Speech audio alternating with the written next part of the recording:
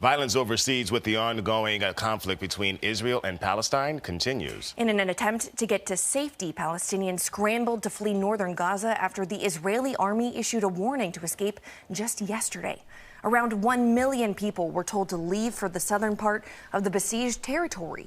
The Israeli military dropped thousands of leaflets over Gaza, calling for the residents to leave the area and giving them just 24 hours to do so.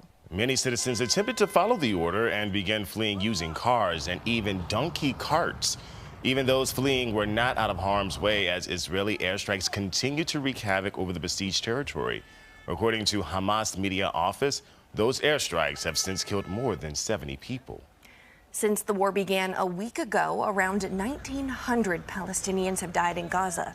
NBC's Richard Engel shows us what life is like for civilians stuck in the humanitarian crisis. We do want to warn our viewers that some of the images you will see are graphic and potentially disturbing.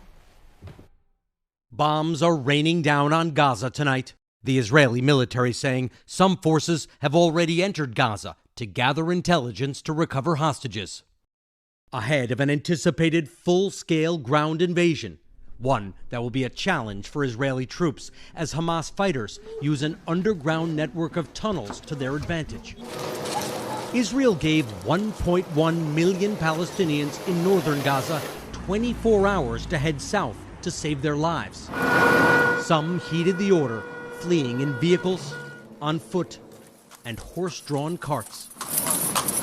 But most have not left, according to our contacts inside Gaza.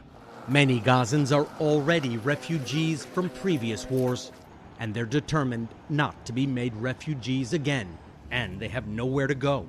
Salma Sharab, a 22-year-old dental student, is keeping a video journal. Every time I close my eye, I either hear a bomb or see a light or hear a noise or hear a scream or hear a neighbor evacuating. So I'm like, should I evacuate now or should I just wait for my death in my own house? It's really confusing. This is my bed. I've moved it several times this night, trying to find the safest room to be with my family. Medical workers say they aren't leaving, that they can't abandon the wounded already flooding in. Our local camera crew visited the Shifa hospital in Gaza City and found it in a state of collapse. With all the beds full, patients are treated on the floor, sheets used for stretchers. Israel says it's only targeting Hamas. But there were wounded children everywhere. In some cases, even those trying to flee are attacked. Medical officials told us most of these victims, 200 of them, were injured by Israeli airstrikes as they were trying to escape Gaza City in a convoy, and that 70 were killed. We were heading to the south, and they bombed us. God will punish them for this, says Noor Shaladan. The Gaza Strip is 139 square miles, bordered by Israel, the Mediterranean Sea, and Egypt. Israel told Gazans to move south of the Wadi Gaza Valley. All of Gaza's borders are shut. Aid workers say a humanitarian corridor must be open to at least allow in food, water, and medicine to southern Gaza. Everybody from Gaza is moving towards where we are. 1 million people, no food, no water. Where are we going to put them? But my thought is, all these people in the hospital cannot be evacuated. Where's humanity?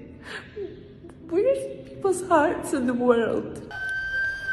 The U.S. is working to contain this war, but it's already spreading. To the West Bank, where more than 40 Palestinians have been killed in violent clashes. And in Lebanon, where the deputy chief of Hezbollah, a militant group that supports Hamas, said it would act when the time is right. An Israeli strike in Lebanon, near the border with Israel today, hit a group of foreign journalists, killing a Reuters videographer and injuring 6 others. As the situation in Gaza deteriorates, Israeli Prime Minister Benjamin Netanyahu appeared before cameras today to say this is only the beginning, that Israel is striking at its enemies with unprecedented might and will eradicate Hamas.